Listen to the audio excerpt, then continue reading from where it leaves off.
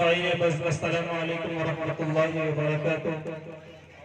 बिला किसी ताख़ीर और तमदीद के मैं नाते पाक के शेर पढ़ता हूँ बतौर खास मुलाज़ा फरमाएं खड़े हैं कि बसद खुलूस मसद तराम लिख देना,